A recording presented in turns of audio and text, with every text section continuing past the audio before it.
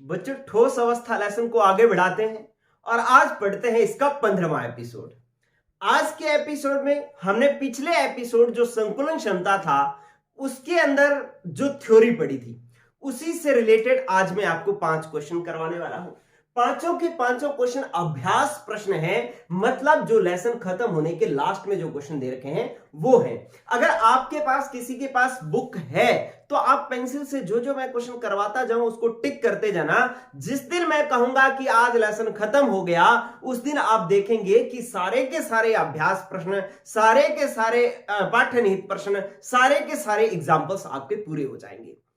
आपको बहुत सारे चैनल्स मिलेंगे जिसमें यह चैप्टर करवाया होगा, लेकिन ऐसे कि हर टॉपिक के साथ उससे रिलेटेड सारे क्वेश्चंस करवाने वाला चैनल इट में भी, मैं कंफर्म नहीं हूं लेकिन मैंने अभी तक जितने चैनल देखे हैं उनमें हमारे चैनल पर यह सबसे बढ़िया विशेषता है। ठीक है, तो बच्चों को सारा कंटेंट हमारे एक ही चैनल पर सब कुछ मिल जाता है।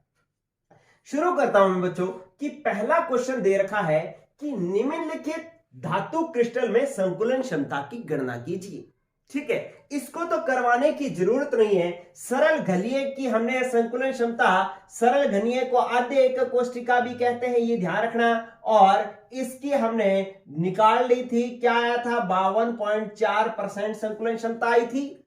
और अंत्य केंद्रित को अपने BCC कहते हैं और इसकी संकुलन क्षमता आई थी 68%। और फलक केंद्रित घनीय जिसको अपने FCC या CCP भी कहते हैं और इसकी आई थी 74%। और सबसे ज्यादा जो संकुलन क्षमता होती है वो फलक केंद्रित एकक कोष्टिका की या फलक केंद्रित घनीय एकक कोष्टिका की होती है। आप एक चीज और देखें, जो बच्चे मेरे साथ साथ चल रहे हैं वो ये जान चुके हैं कि अगर कोई बात अगर हमें पहले एपिसोड में नहीं समझ में आई तो कहीं घबराने की जरूरत नहीं है। वो बात बार बार मैं हर बार बताते जाता हूं, आगे के एपिसोड में बहुत बार रिपीट होती है वो बात। अब देखिए ये बात मैं कितनी बार पहले कर चुका हूं, आज फिर कर रहा हूं।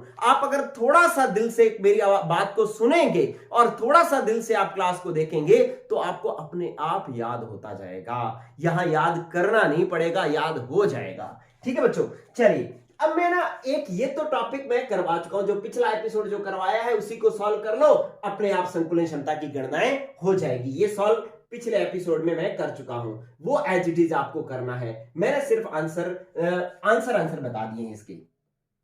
लेकिन बच्चों एक चीज और इसके अंदर याद रखना जो बार बार आपको काम में आएगी, वो क्या है कि सरल घनीय एकक कोष्टिका में घन की भुजा A और त्रिज्या में क्या संबंध होता है। घन की भुजा A और त्रिज्या में संबंध होता है A = 2r। किसमें? सरल घनीय में। ये बात याद रखना, बहुत बार काम में आ जाती है ये। फिर देखें कि जो अंत्य केंद्रित होता है उसके अंदर A और R में संबंध होता है A = 4r/√3।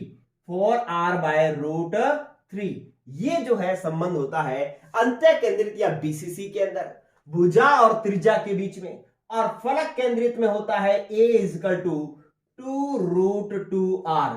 ठीक है, ये रिलेशन जब हम डेरिवेशन करते हैं तो ये रिलेशन हमारे पास आया करते हैं, तो बार बार अपने को इनकी जरूरत पड़ती है, आगे के न्यूमेरिकल सॉल्व करने के लिए इनकी जरूरत पड़ती है, इसलिए इसको अच्छे से याद कर लेना। डेराइव कैसे होते हैं ये मैंने सिखा दिया था आपको। ठीक है, एपिसोड नंबर 14 में सब कुछ ये डेराइव कर रखा है अपनों ने। लेकिन डेरिवेशन करने के बाद भी फाइनल रिजल्ट हमें याद भी होना चाहिए। याद होने का ये फायदा होता है कि कई बार न्यूमेरिकल में सीधा फॉर्मूला पुट करना होता है तो याद होता है तो आसानी से पुट कर देते हैं। और दूसरा फायदा हमें यह भी होता है कि मतलब आपको सीधा अगर मान लो क्वेश्चन पूछ लिया जाए कि A और R में क्या संबंध है तो आपको डेराइव करने की जरूरत नहीं है, आपको सीधा आंसर आप बता सकते हैं। और अगर डेरिवेशन करना भी पड़े तो कहीं आपसे डेरिवेशन में बीच में कहीं गलती हो गई और आंसर जो है ये नहीं निकल रहा है तो आपको पकड़ में आ जाएगा कि यार बीच में कहीं गलती हुई है, वो आप सही कर पाओगे। ठीक है बच्चों, तो आंसर जो है ये रिजल्ट्स याद भी होने चाहिए। भुजा और त्रिज्या में संबंध, सरल घनीय में A = 2r, अंत्य केंद्रित घनीय में A = 4r/√3 और फलक केंद्रित घनीय में A = 2√2r। ठीक है, चलिए अब आ रहा है एक बहुत ही मजेदार क्वेश्चन जो मेरा बड़ा फेवरेट क्वेश्चन है, बड़ा ही फेवरेट क्वेश्चन है क्योंकि इसके अंदर बातें समझने वाली हैं। देखिए क्या मजा आएगा इस क्वेश्चन को सॉल्व करने में। कहता है कि यदि, पहले वाला क्वेश्चन हो गया, दूसरे की बात कर रहे हैं, 1.14 मतलब 1.14 नंबर अभ्यास प्रश्न को सॉल्व करवा रहा हूं। यदि अष्टफलकीय रिक्तिका की त्रिज्या स्मॉल आर है तथा निबिड़ संकुलन में परमाणुओं की त्रिज्या कैपिटल आर है, तो आर, स्मॉल आर व कैपिटल आर में संबंध स्थापित कीजिए। ठीक है, ये आपके पास क्वेश्चन है। तो सॉल्व करना शुरू कर रहा हूं मैं बच्चों। Answer number 1.14। ठीक है, अब इसको समझना। क्या कह रहा है कि एक कोई आपके पास अष्टफलकीय रिक्तिका है। अष्टफलकीय रिक्तिका को इस प्रकार से बनाएंगे हम कि ये आपके पास, ये ऐसे 4 गोले आपको बनाने हैं बराबर बराबर। ठीक है, आपको बराबर बराबर 4 गोले बनाने हैं, बना लोगे। अब क्या करना है, ये थोड़ा सा नीचे बन गया, ये बराबर रखेंगे, ध्यान रखना। अब क्या करेंगे, इनके केंद्रों को मिला लेंगे, तो इसके बीच में, सॉरी मैं अलग कलर से बनाऊंगा, इसके बीच में ये जो खाली जगह है ना, इसको मैं कह रहा हूं क्या, अष्टफलकीय रिक्तिका। यहां पर एक छोटा गोला होगा, इसको मैं क्या कह रहा हूं बच्चों, अष्टफलकीय रिक्तिका।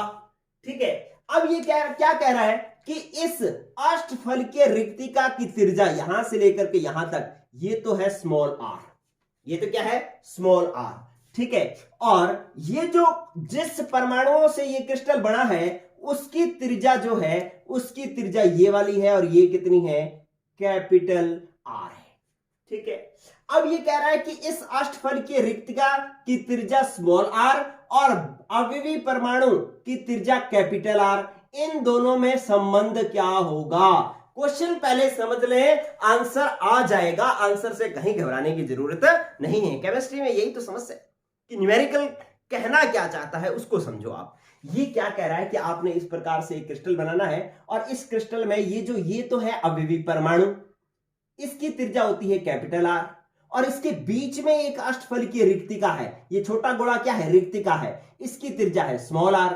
अब वो कह रहा है इस कैपिटल आर और स्मॉल आर में क्या संबंध है। ठीक है, चलिए बात करते हैं। इसके लिए आपको क्या करना पड़ेगा कि इन गोलों के केंद्रों को आप पहले मिला लो, और केंद्रों को मिलाओगे तो एक वर्गाकार संरचना बन जाएगी, एक वर्ग बन जाएगा।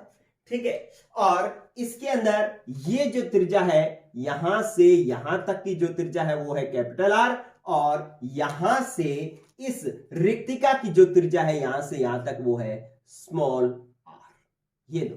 ठीक है, अब वो कह रहा है कि इस स्मॉल आर और कैपिटल आर में संबंध क्या है। तो आप देखेंगे कि चित्रानुसार, इस क्वेश्चन को पहले चित्र कैसे बना उसको समझ लो आप दोबारा। क्या करना है, आपको 4 गोले बनाने हैं, बराबर बराबर कोणों पर बनाने हैं, और फिर क्या करना है कि इनके केंद्रों को मिला दोगे तो ये वर्ग बन जाएगा, और बीच में जो जगह बचेगी उसमें एक छोटा गोला बनाना है, और इस छोटे गोले को क्या मानना है, अष्टफलकीय रिक्तिका ये मानना है। ये ध्यान रखना, आप कहीं कोई मतलब ऐसे समझ में मत पड़ जाना कि कैसे बना वो बना नो, बस इसको सीख लो एक बार। ठीक है, ज्यादा फचड़े में नहीं पड़ना, आपको आंसर देखो कितना बढ़िया तरीके से आ जाएगा आपके पास। जो बीच में खाली जगह बचेगी उसको छोटा गोला बनाना है, और इसको हमने माननी है अष्टफलकीय रिक्तिका। आपको ये नहीं मानना कि अरे हमने तो ये गोल बनाया है, नो, गोल हमने बनाया है लेकिन है कैसी, अष्टफलकीय रिक्तिका। अष्टफलकीय रिक्तिका इसलिए होती है कि वो रिक्तिका, ये वाली रिक्तिका जिन गोलों से घिरी हुई है उनके केंद्रों पर को मिलाने पर अष्टफलकीय संरचना बनती है, इसलिए हम उसको अष्टफलकीय रिक्तिका कहते हैं, ना कि रिक्तिका का आकार अष्टफलकीय होता है, ऐसा नहीं होता। ठीक है, तो अब ये जो गोला है इसको हमने अष्टफलकीय रिक्तिका माननी है, और इसकी त्रिज्या है स्मॉल आर, और अवयवी परमाणु की त्रिज्या है कैपिटल आर, इन दोनों में संबंध निकालना है। तो ऐसे आपके पास चित्र बन जाएगा। तो इस चित्र में आप क्या लिखोगे, चित्रानुसार। देखो आपको कैसे हल करना है क्वेश्चन, ये देखो चित्रानुसार। अब आपके पास त्रिभुज बन गया। क्या त्रिभुज है, त्रिभुज, इसको हम P बिंदु मान लेते हैं, इसको हम Q मान लेते हैं, इसको R और एक S, और ये वाला जो बिंदु है इसको मैं मान लेता हूं O।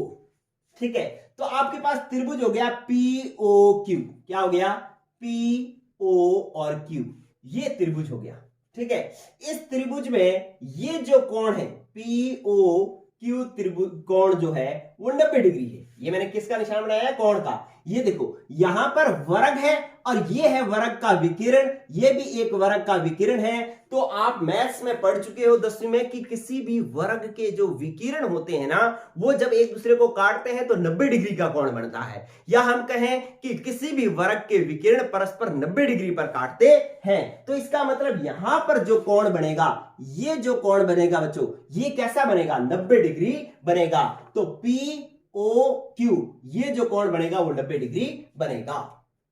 ठीक है, तो अब आपको पता है कि पाइथागोरस प्रमेय से क्या होता है। पाइथागोरस प्रमेय से क्या होता है, पाइथागोरस प्रमेय क्या कहती है, कर्ण स्क्वायर बराबर आधार, समकोण त्रिभुज में क्या होता है, कर्ण स्क्वायर बराबर आधार स्क्वायर प्लस लंब स्क्वायर होता है।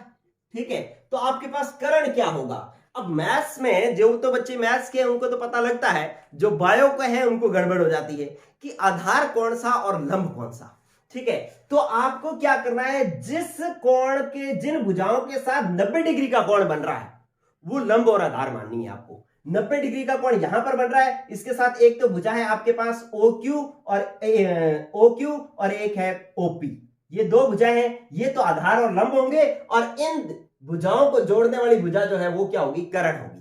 ठीक है, तो इसका मतलब कर्ण तो हो गया हमारे पास, क्या हो गया बच्चों, हमारे पास हो गया PQ की स्क्वायर बराबर आधार स्क्वायर लंब स्क्वायर, जो है आपको ये मान लेना है क्या, कि एक तो OP की स्क्वायर और एक हो जाएगा OQ की स्क्वायर, जिसके साथ जिन दो भुजाओं कोण बनेगा, तो दो भुजाओं के साथ बनेगा ना, दो लंबाइयों के बीच में बनेगा, तो ये जिन दोनों के बीच में क्या हो रहा है, कोण 90 डिग्री का कोण बन रहा है, उनको अपने आधार और लंब मानना है, और फिर इन दोनों भुजाओं को जो यहां से बीच में दो जो रेखा जोड़ेगी उसको आपने कर्ण मानना है। तो ये देखो 90 डिग्री का कोण इन दोनों भुजाओं के बीच में बन रहा है, तो ये तो दोनों हो गई क्या, लंब और आधार, इन दोनों को मिलाने वाली भुजा क्या हो गई, कर्ण। ठीक है, तो PQ हो गया कर्ण, OP होगी आधार और OQ हो गया लंब। ठीक है, इनको जैसे मर्जी आप मान लें। चलिए अब क्या है कि ये जो PQ है, PQ आप ये देखो, ये लंबाई है, इसके अंदर आप गौर करो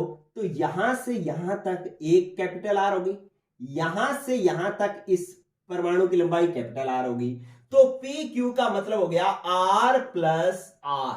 ठीक है, PQ लंबाई किसके बराबर होगी, 2R के बराबर है। ये स्मॉल, ये कैपिटल R क्या है, ये परमाणु की त्रिज्याएं हैं, इनका योग हो गया R प्लस R की स्क्वायर। अब OP क्या है, OP कैपिटल R और स्मॉल r का योग है, यहां से यहां तक की दूरी देखो, कैपिटल R और स्मॉल r का योग है, तो ये हो जाएगा capital R plus small r की स्क्वायर प्लस, अब देखिए OQ क्या है, कैपिटल R और स्मॉल r का योग, तो ये भी हो जाएगा capital R plus small r का स्क्वायर। ठीक है, तो अब क्या करेंगे बच्चों, इन दोनों को जोड़ो, तो ये क्या हो जाएगा, R प्लस R 2R की स्क्वायर, और ये क्या हो जाएगा, R प्लस स्मॉल r की square, R plus small r की स्क्वायर, तो इसको मैं लिख सकता हूं 2R प्लस स्मॉल r की स्क्वायर।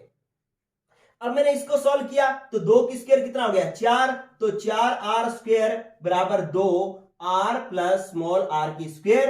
अब क्या करो, इस 2 से ये 4 कट जाएगा, कैसे काटोगे, 2 एकम 2, 2 दूनी 4, तो आपके पास ये हो जाएगा 2R स्क्वायर बराबर R प्लस स्मॉल r की स्क्वायर।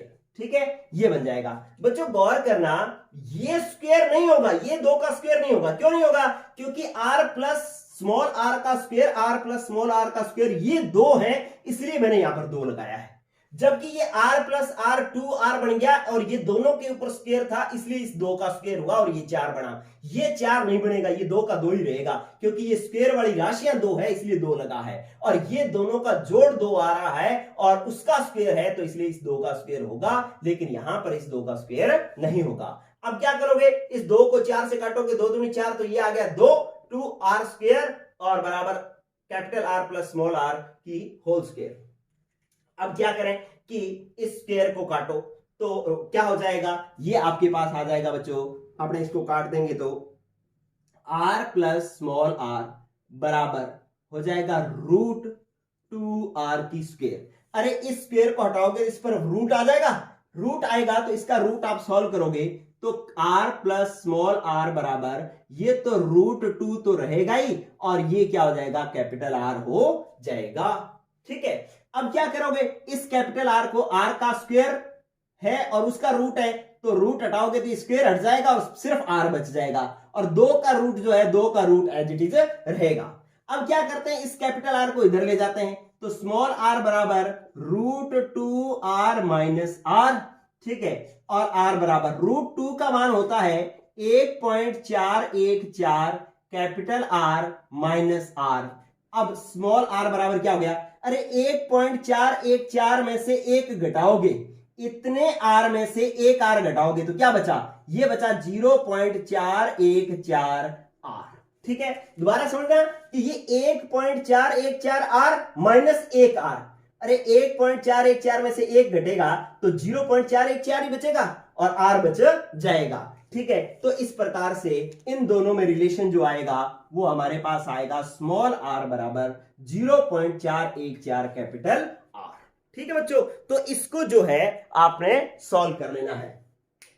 ठीक है, अब इसको अच्छे से देख लो आप, इस क्वेश्चन को, इसमें कहीं कोई समस्या है तो आप बताएं मेरे को। हमने क्या किया, पहले डायग्राम बनाया, डायग्राम समझा कि ये वर्ग बन गया, बीच में जो अष्टफल की रिक्तिका है वो बन गई, इसकी त्रिज्या कैपिटल आर, इसकी स्मॉल आर, ये भुजा capital R plus small R के योग के बराबर होगी, ये वाली भुजा कैपिटल आर स्मॉल आर के योग के बराबर होगी, और ये वाली भुजा जो है, कर्ण जो है इसका, वो कैपिटल आर और कैपिटल आर के बराबर है। तो इन दोनों का जोड़ हो जाएगा, कर्ण हो जाएगा आर प्लस आर की स्क्वायर, और ये आधार हो जाएगा कैपिटल आर स्मॉल आर की स्क्वायर, और ये भी हो जाएगा कैपिटल आर स्मॉल आर की स्क्वायर। ठीक है, ये कितनी राशियां हैं, ऐसी 2 हैं, तो मैंने 2 बार 2 लगा दिया इसके आगे, और ये r प्लस आर का योग किया तो 2r का बन गया, और स्क्वायर है तो ये 2 का स्क्वायर होकर के 4r स्क्वायर हो गया, और ये 2 का 2 ही रहेगा, इस 2 का स्क्वायर नहीं होगा। ध्यान रखना, ये स्क्वायर वाली राशियां 2 हैं, इसलिए मैंने 2 लगाया है, ना कि स्क्वायर के अंदर 2 है, स्क्वायर के बाहर है ये 2, इसलिए इस 2 का स्क्वायर नहीं होगा, ये 4 नहीं बनेगा, गौर कर लेना।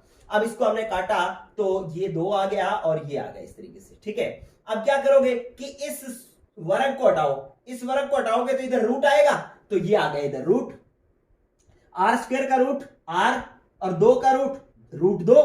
अब क्या करो कि स्मॉल आर और कैपिटल आर में संबंध निकालना है, तो ये कैपिटल आर को इधर ले जाओ, तो ये प्लस का था, ये यहां पर किसका था, प्लस का था, इधर जाकर के किसका हो जाएगा, माइनस का, तो √2r और माइनस आर। √2 का मान होता है 1.414 कैपिटल आर माइनस आर, 1.414 में से एक घटाओगे तो 0.414 बचेगा, और आर तो है ही, तो आर बच जाएगा, तो आर स्मॉल आर बराबर हो जाएगा 0.414 इंटू आर। ये इन दोनों में रिलेशन हो जाएगा। ठीक है बच्चों, तो ये वेरी इंपॉर्टेंट और वेरी इंटरेस्टिंग क्वेश्चन, आपको मजा आना चाहिए इस तरीके के क्वेश्चन को सॉल्व करके। चलिए इसको आप इसका स्क्रीनशॉट ले लें, मैं साफ कर देता हूं। चलिए अब आ जाओ आप नेक्स्ट, देखो क्वेश्चन को एक बार सॉल्व करो, मैं जो बताता हूं उसको आप लिख करके देखो, और उसके बाद एक बार खुद से करने की कोशिश करोगे तो आपको लगेगा कि हाँ यार ये बातें इस तरीके से हो रही हैं। ठीक है, तो आपको थोड़ी सी मेहनत करनी पड़ेगी। 1.19 क्वेश्चन है, जो यौगिकों का सूत्र वाला मैंने जो टॉपिक करवाया था ना एपिसोड नंबर 12 या 13 के अंदर, तो उसके अंदर एक क्वेश्चन बच गया था, वो क्वेश्चन मैंने यहां पर लिख दिया कि फेरिक ऑक्साइड में ऑक्साइड आयनों के षटकोणीय निबिड़ संकुलन में क्रिस्टलीकृत होता है। ऑक्साइड आयन जो है, ऑक्साइड आयन मतलब O-2 आयन, ऑक्साइड आयन कौन सा होता है, O-2 आयन होता है, और वो कैसी संरचना बना रहा है, षटकोणीय निबिड़ संकुलन बना रहा है। ठीक है, HCP बना रहा है। अब क्रिस्टलीकृत होता है जिसकी अष्टफल की रिक्तियों, 3 रिक्तियों में से 2 पर फेरिक आयन होते हैं, तो फेरिक ऑक्साइड का सूत्र क्या होगा। ठीक है, ये यौगिकों के सूत्र वाले मैंने जो क्वेश्चंस करवाए थे उनमें ये क्वेश्चन रह गया था, तो वो मैं करवा रहा हूं, तो आप समझ लें कैसे करोगे कि आंसर नंबर 1.19 आप लिखोगे, क्योंकि HCP माना, आप मान लो, माना HCP क्रिस्टल में O-2 आयनों की संख्या बराबर कितनी मान ली हमने, n। ठीक है, अब अगर आयनों की संख्या n है तो अष्टफल के रिक्तियों की संख्या कितनी होगी? ठीक है, अष्टफल के रिक्तियों की संख्या n ही होती है।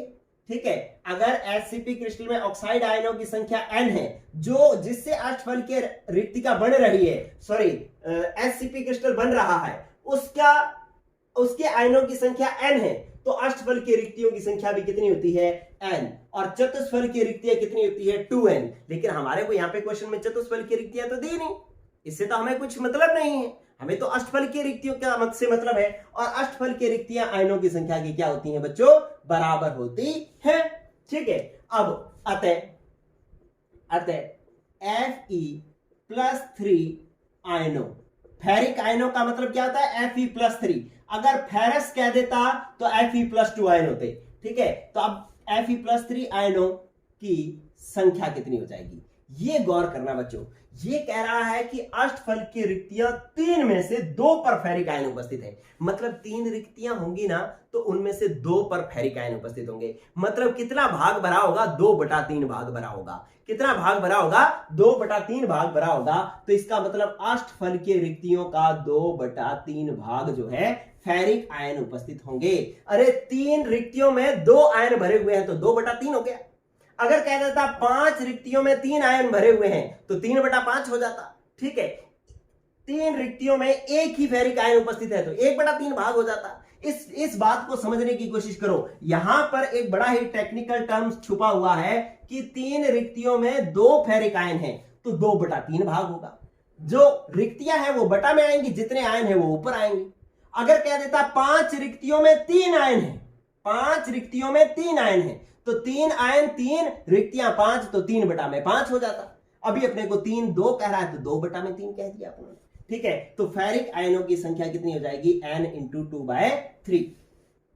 अब क्या करेंगे कि आप Fe+3 आयनों की संख्या अनुपात O-2 आयनों की संख्या कैसे निकालोगे? ये निकालोगे आप कि Fe+3 आयनों की संख्या तो है n × 2/3 और ऑक्साइड आयनों की संख्या है n।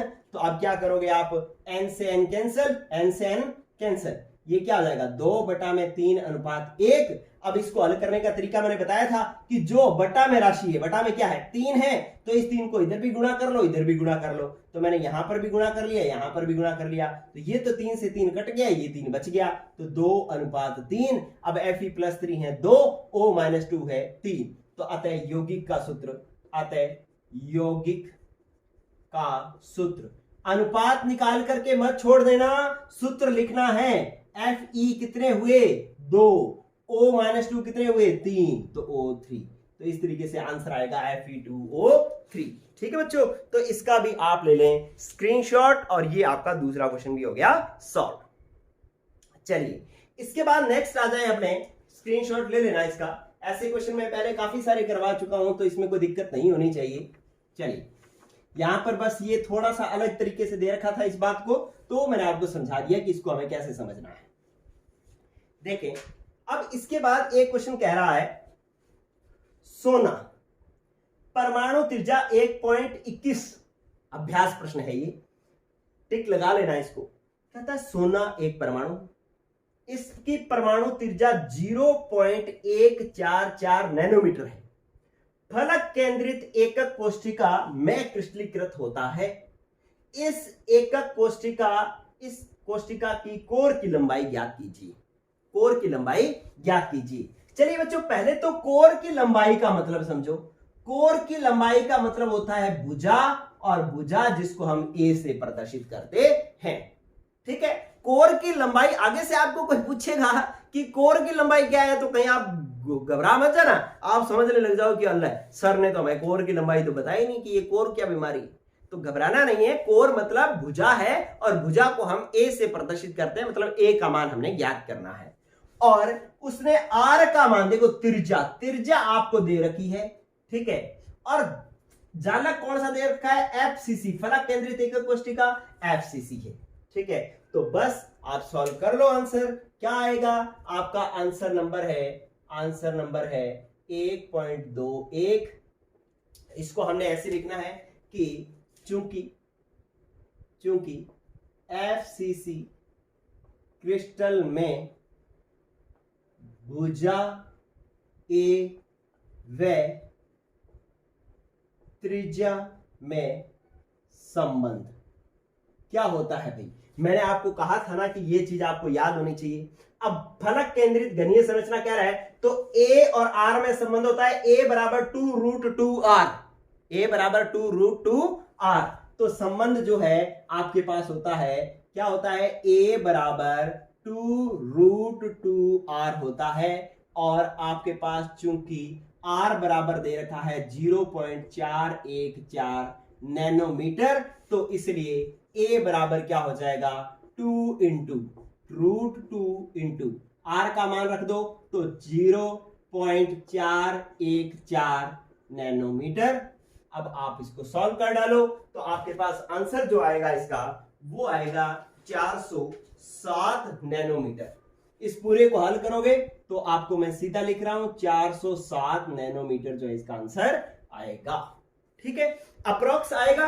आपके पास अगर पॉइंटर में कुछ ऊपर नीचे है तो उसको अपने सही कर लेंगे, लेकिन आंसर हमारा यही आएगा। बस आपको एक सूत्र याद होना चाहिए था ये वाला, कि एक ये वाला सूत्र लगेगा।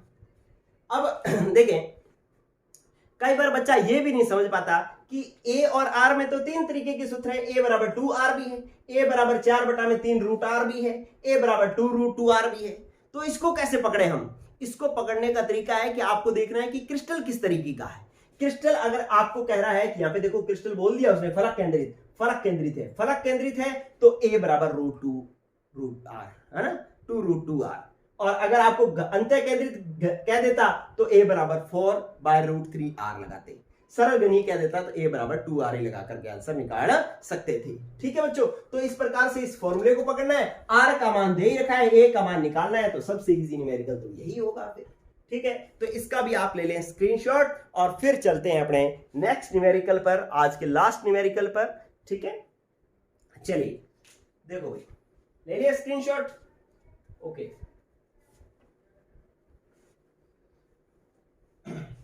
मैं नेक्स्ट क्वेश्चन करवाता हूं न्यूमेरिकल।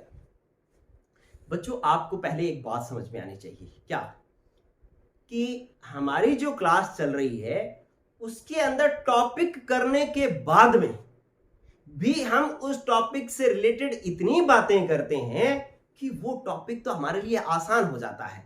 ठीक है, और आगे की चीजें हम इतनी सीख जाते हैं कि वो टॉपिक तो हमें लगता है कि यार ये तो एक सामान्य ही चीज है। ठीक है, तो आपको पढ़ने में वास्तव में मजा आना चाहिए। और एक और अनाउंसमेंट मैं आपके लिए करना चाहता हूं, सबसे जरूरी, कि इस संडे को मैं 10 ऑब्जेक्टिव क्वेश्चंस का एक तरीके का टेस्ट होगा, लाइव क्लास होगी इस संडे को। टाइम में बता दूंगा। 10 क्वेश्चन ऑब्जेक्टिव बोर्ड पर लिखे होंगे, आपसे मैं आंसर मांगूंगा और उसके आंसर आप दे देंगे, फिर मैं उसका आंसर बताऊंगा कि क्या है।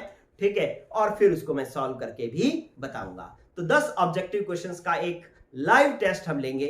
ठीक है, और कब? संडे को। टाइम मैं आपको बता दूंगा। तो जो भी बच्चे हैं वो आप सभी एक दूसरे को बता दो कि संडे से पहले तक सभी लोग मेरे बराबर आ जाएं, क्योंकि इस क्लास के बाद मैंने एक क्लास और करवानी है। ठीक है, और उसके बाद मैंने एक बार 10 क्वेश्चन का टेस्ट लेना है। ठीक है, तो सभी को बता दें कि बराबर आ जाओगे तो टेस्ट दे पाओगे, अगर पीछे रहोगे तो फिर टेस्ट नहीं दे पाओगे। ठीक है, तो बराबर आना है भाई सबको। चलिए देखो, अब क्वेश्चन नंबर है 1.24, मतलब 24 नंबर क्वेश्चन है अभ्यास प्रश्न। कह रहा है कि एल्यूमिनियम घनीय निबिड़ संकुलित संरचना में क्रिस्टलीकृत होता है। पहले तो इतनी बात समझ लें कि घनीय निबिड़ संकुलित संरचना में क्रिस्टलीकृत होता है। अब इस घनीय निबिड़ संकुलित संरचना का मतलब है CCP। ये सरल घनीय नहीं बोला उसने, घनीय निबिड़ संकुलित बोला है। घनीय निबिड़ संकुलित को अपने CCP कहते हैं, और CCP और FCC एक ही बात होती है। ठीक है, तो इस बात को आप अच्छे से पकड़ लो भाई। फिर कह रहा है कि इसका धात्विक अर्धव्यास 125 पिकोमीटर है। अरे बच्चों, धात्विक अर्धव्यास का मतलब समझते हो क्या? अर्धव्यास का मतलब होता है त्रिज्या, व्यास का मतलब डायमीटर हो गया, और अर्धव्यास क्या होती है? त्रिज्या होती है। इसका मतलब ये जो 125 पिकोमीटर दे रखा है ये R दे रखा है। अब कह रहा है कि एकक कोष्ठिका की कोर की लंबाई ज्ञात कीजिए। एकक कोष्ठिका की कोर की लंबाई ज्ञात कीजिए। तो ये तो बिल्कुल आसान सी बात हो गई कि आप सॉल्व कर रहे हैं आंसर नंबर 1.24। ठीक है, तो आप सबसे पहले तो ये लिख दें कि चूंकि सीसीपी क्रिस्टल में भुजा ए व त्रिज्या आर में संबंध, ठीक है, त्रिज्या आर में संबंध, ये संबंध क्या होगा, ये होता है आपके पास वही सीसीपी और एफसीसी का मतलब एक ही है। तो ए बराबर क्या हो गया बच्चों, 2√2r। अब चूंकि r का मान आपको दे रखा है, r बराबर 125 पिकोमीटर, तो r का मान यहां पर रख करके a का मान निकाल लोगे तो आपके पास उसने पूछा था कि कोर की लंबाई। अरे कोर की लंबाई अभी पहले भी तो बात करी थी, कोर की लंबाई का मतलब भुजा ज्ञात करनी है ना, और भुजा क्या है a, तो a बराबर हो गया 2√2 इंटू 125। ठीक है, और इसको हल करोगे ना, ठीक है, तो आपके पास आंसर जो आएगा वो लगभग 354 पिकोमीटर आ जाएगा। 354 पिकोमीटर आ जाएगा बच्चों ये। ठीक है, चलिए अब क्या करना है, 354 पिकोमीटर आ गया।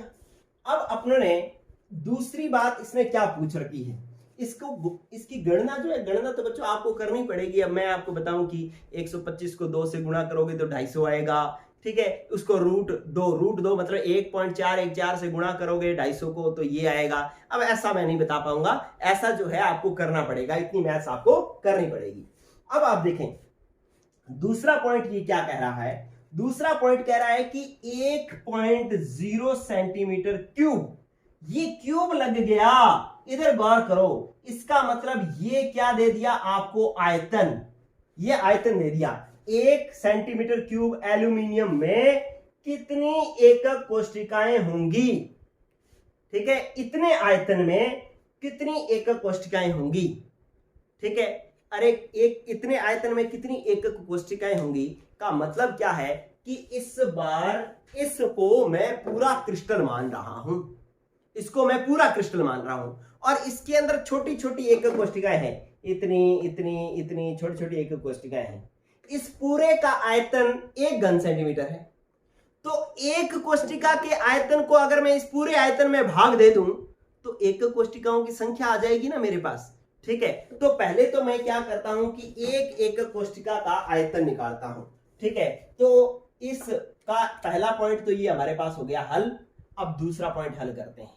दूसरा पॉइंट हल करने के लिए मैं क्या करता हूं, ये भुजा की लंबाई आ गई। अब मैं क्या करता हूं, एकक कोष्ठिका का आयतन बराबर क्या होता है, भुजा की क्यूब, तो ए की क्यूब आ जाएगी। घनीय एकक कोष्ठिका का आयतन क्या है, ए क्यूब। ए का मान कितना दे रखा है, 354 पिकोमीटर दे रखा है, तो इसकी आप क्या कर दो, क्यूब कर दो। ठीक है, इसका क्यूब आप हल करोगे, क्या करोगे, इसका क्यूब आप हल करोगे तो आपके पास जो मान आएगा बच्चों, वो मान आएगा 4.4 इंटू 10⁻7 पिकोमीटर की क्यूब, ये आएगा। ठीक है, आपने क्या किया, पहले भुजा की लंबाई निकाल ली और फिर एकक कोष्ठिका का आयतन अगर आपको निकालना है तो भुजा की क्यूब होता है, भुजा ये थी, इसका क्यूब करोगे तो 4.4 इंटू 10⁻7, अरे 354 बहुत लंबा, 354 को 3 बार गुणा करोगे ना, 354 का क्यूब है, तो इसका मतलब 354 इंटू 354 करोगे तो एक लंबी राशि आएगी। लंबी राशि को आपने वैज्ञानिक संकेतांक में बदल लेना है, और किसमें बदल लेना है, तो 4.4 करके, और बाकी जो बचे हैं उस अंकों के लिए अपने 10 की पावर लगा करके उतना लिख देंगे। तो 10 की पावर कितनी लगा दी अपने 7, इसको हल करोगे तो इतनी लंबी राशि आएगी, और 10 की पावर 7 लगा देंगे, 4.4 करके 10 की पावर 7 लगा देंगे, ये पिकोमीटर क्यूब आ गया। ठीक है, चलिए अब आपको, ये तो है एक एकक कोष्ठिका का आयतन इतना है, और कुल आयतन आपको दे रखा है 1 घन सेंटीमीटर, और आपको एकक कोष्ठिकाओं की संख्या निकालनी है। दोबारा समझें इस बात को कि ये पूरा घन है, पूरा क्रिस्टल है और इसका आयतन दे दिया 1 घन सेंटीमीटर। और इसके अंदर जो छोटी छोटी एकक कोशिकाएं है ना, ऐसे इसके अंदर छोटी छोटी एकक कोशिकाएं हैं, इन एकक कोशिकाओं का आयतन है 4.4 इंटू 10⁷ पिकोमीटर है। ठीक है, तो अब क्या करना है बच्चों कि इन छोटी एकक कोशिकाओं के आयतन को का भाग दे दें किसके अंदर, कुल आयतन के अंदर, तो एकक कोशिकाओं की संख्या आ जाएगी। अरे मान लो कुल आयतन है 100 और एक एकक कोशिका का आयतन है 10, तो कितनी एकक कोशिकाएं हुई, कुल आयतन 100 में एक एकक कोशिका का आयतन 10 का भाग दे दोगे तो 100/10 10 एकक कोशिकाएं आ जाएंगी। मतलब इस एकक क्रिस्टल में 10 छोटी छोटी एकक कोशिकाएं हैं। ठीक है, तो यही काम हमने यहां पर करना है कि आपको आयतन दे दिया 1 घन सेंटीमीटर, कुल आयतन दे दिया। ये सेंटीमीटर बड़ी इकाई है, पिकोमीटर छोटी इकाई है। कहीं आप यूं मत देख रहे ना कि 1 से तो सर 4.4 बड़ा है। ठीक है, तो इसका मतलब 1 में भाग कैसे देंगे, तो ऐसा नहीं है, ये पिकोमीटर छोटी इकाई है, सेंटीमीटर बड़ी इकाई है। ठीक है बच्चों, तो अब क्या करेंगे, इस पिकोमीटर का इस 1 सेंटीमीटर में भाग देने से पहले आपको इस पिकोमीटर को सेंटीमीटर में बदलना पड़ेगा। इस पिकोमीटर को किस में बदलना पड़ेगा, सेंटीमीटर में। और सेंटीमीटर में बदलने का तरीका समझें आप पहले। इधर आ जाओ बच्चों, एक बेसिक बात मैं आपको समझाता हूं। ये बेसिक पॉइंट है क्या कि 1 पिकोमीटर बराबर होता है 10⁻12 मीटर। ठीक है, और 1 पिकोमीटर बराबर होता है 10⁻10 सेंटीमीटर। ठीक है, 1 पिकोमीटर तो बराबर क्या था, 10⁻10 मीटर, और 1 पिको मीटर बराबर होता है 10⁻10 सेंटीमीटर। ठीक है, तो हमें इस पिकोमीटर को सेंटीमीटर में बदलना है। तो सेंटीमीटर में बदलने के लिए क्या करेंगे बच्चों, सेंटीमीटर में बदलने के लिए हम इसको 4.4 इंटू 10⁻7 इंटू, अरे ये क्या है, पिकोमीटर की क्यूब है। यहां पर एक बात गौर करना, प्लीज गौर करना, जरा सा भी पलक मत झपकाना। अगर झपका दी तो ये इंपॉर्टेंट बात चली जाएगी। अरे 1 पिकोमीटर को सेंटीमीटर में बदलने के लिए 10⁻10 से गुणा करेंगे। ठीक है, अपने क्या करेंगे, 10⁻10 से गुणा करेंगे। तो लेकिन अगर आपको क्या करना है कि 1 पिकोमीटर को 3 पिकोमीटर को 10⁻3 पिकोमीटर को आपको 10⁻3 सेंटीमीटर में बदलना है, तो इसका मतलब है कि आपको 10⁻10 इंटू 10⁻10 इंटू 10⁻10 3 बार ऐसा करना पड़ेगा। अरे 1 पिकोमीटर को 1 सेंटीमीटर में बदलना होता तो 10⁻10 मीटर सेंटीमीटर से गुणा कर लेते अपने। ठीक है, तो आंसर आ जाता। लेकिन 3 को बदलना है तो ऐसा अपने को कितनी बार करना पड़ेगा, 3 बार करना पड़ेगा। और 3 बार करेंगे तो ये हो जाएगा 4.4 इंटू 10⁻7 इंटू 10⁻30। ठीक है, और हल करोगे तो ये आ जाएगा 4.4 इंटू 7 प्लस का 7 माइनस का 30 तो -23, ये आ जाएगा हमारे पास सेंटीमीटर क्यूब। ठीक है, तो आपने एक एकक कोशिका का आयतन पहले पिकोमीटर में निकाला और इस पिकोमीटर को सेंटीमीटर में पिकोमीटर क्यूब में निकाला। अब इसको सेंटीमीटर क्यूब में बदलने के लिए 10⁻10 इंटू 10⁻10 इंटू 10⁻10 किया, तो ये जो है वो 4.4 इंटू 10⁻23 सेंटीमीटर क्यूब आ गया। ठीक है, लेकिन हमारा काम क्या था बच्चों, हमारा काम एकक कोशिका का आयतन निकालना नहीं था, हमारा काम था एकक कोशिकाओं की संख्या निकालना कि कितनी एकक कोशिकाएं होंगी। तो हम क्या करेंगे, ये जो एक एकक कोशिका का आयतन आया है उसका कुल आयतन में भाग दे देंगे। ठीक है, तो आपको क्या करना पड़ेगा, थोड़ा सा मेरे को इधर से साफ करना पड़ेगा भाई। क्या करेंगे अपने, ये वाला क्वेश्चन मैं साफ कर देता हूं, ये लो देखो, आप क्या करेंगे, आ जाओ, फिर लिखेंगे नेक्स्ट पॉइंट कि एकक कोशिकाओं की संख्या बराबर, एकक कोशिकाओं की संख्या बराबर क्या करोगे, कुल आयतन बटा में एक एकक कोशिका का आयतन, एक एकक कोशिका का आयतन। अब कुल आयतन कितना है, 1 घन सेंटीमीटर, 1 सेंटीमीटर क्यूब है, और एक एकक कोशिका का कितना है 4.4 इंटू 10⁻23 सेंटीमीटर क्यूब है और इसको हल करोगे तो ये क्या होगा कि ये 10 की पावर माइनस 23 ऊपर जाएगा, तो ये क्या हो जाएगा 10 की पावर 23 हो जाएगा, माइनस 23 ऊपर जाएगा तो प्लस का 23 हो जाएगा और बटा में क्या बच जाएगा 4.4। ठीक है, इस 23 को हल करो और 23 को हल करोगे तो ये क्या हो जाएगा अपने पास, इसको कर लो क्योंकि एक में 4.4 का भाग देना है वो तो जाएगा नहीं, इसलिए इधर से एक जीरो ले लो और इसको किस में बदल लो 10 बटा में 4.4 इंटू में 10 की पावर 22 और इसको हल करोगे तो ये आ जाएगा 2.07 ये 07 के लगभग आ जाएगा 2.27 10 में 4.4 का भाग दोगे तो 2.27 आ जाएगा और इंटू 10 की पावर क्या बच जाएगा 22। इसको भी यहां पर 22 करो क्योंकि यहां से एक 10 जीरो इधर ले आए हैं, ये आ जाएगा 22, ये आ जाएगा कोष्ठिकाएं, क्या आ जाएगा कोष्ठिकाएं। ठीक है बच्चों, तो इस प्रकार से ये जो है आपका 1.24 नंबर क्वेश्चन हो गया है कंप्लीट।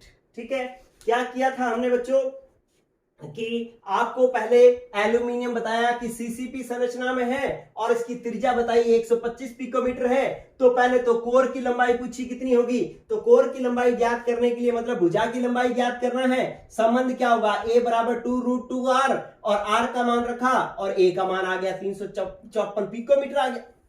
अब एक कोष्ठिका का आयतन क्या होगा, भुजा की क्यूब, भुजा क्या है ए की क्यूब, ए का मान है 354 पिकोमीटर क्यूब, तो इसको हल करोगे तो 4.4 इंटू 10 की पावर 7 पिकोमीटर क्यूब आ जाएगा। और इसको पिकोमीटर क्यूब को, क्योंकि यहां पर आयतन सेंटीमीटर में दे रखा है तो इस पिकोमीटर को सेंटीमीटर में बदलना पड़ेगा। अब पिकोमीटर को सेंटीमीटर में बदलने के लिए एक पिकोमीटर बराबर होता है 10 की पावर माइनस 10 सेंटीमीटर। ठीक है, तो इसको अपने क्या करेंगे, एक पिकोमीटर 10 सेंटीमीटर कब बढ़ेगा, जब इसको 10 की पावर माइनस 10 से गुणा करेंगे। फिर क्या करोगे 10 3 बार, क्योंकि क्यूब है तो इसलिए इसको 3 बार गुणा करना पड़ेगा। स्क्वायर होता है तो 2 बार करते, सीधा पिकोमीटर होता तो एक ही बार करते। ये मैथ समझ लेना आप, क्यूब है तो 3 बार गुणा करेंगे 10 की पावर माइनस 10, 10 की पावर माइनस 10, 10 की पावर माइनस 10, तो ये हो जाएगा 10 की पावर माइनस 30 और 10 की पावर 7 और माइनस 30 बच गया और ये आ गया सेंटीमीटर क्यूब। ये क्या आया, एक एकक कोशिका का आयतन आया है और कुल आयतन कितना दे रखा है 1 घन सेंटीमीटर, तो कुल आयतन में एक एकक कोशिका के आयतन का भाग दे दोगे तो हमारे पास एकक कोशिकाओं की संख्या आ जाएगी। और दूसरे पॉइंट में हमसे 1 घन सेंटीमीटर एल्यूमिनियम में कितनी एकक कोशिकाएं होंगी, एकक कोशिकाओं की संख्या ही पूछ रखी थी, तो भाग देंगे तो ये आंसर आ जाएगा।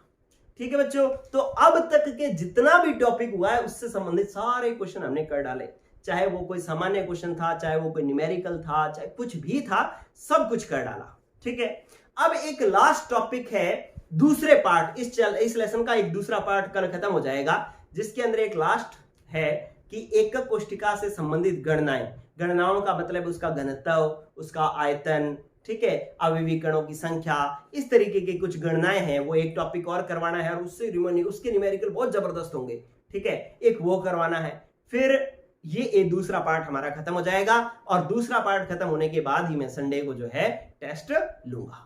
ठीक है बच्चों, तो आज के लिए इतना ही, पढ़ते रहें, गुड लक, गुड बाय। अपने सभी दोस्तों को बता दें कि इस संडे का जो लाइव सेशन होगा उसके अंदर ऑब्जेक्टिव क्वेश्चंस होंगे और मैं उसके आंसर आपसे लूंगा। ठीक है बच्चों, तो आज के लिए इतना ही, गुड लक, गुड बाय।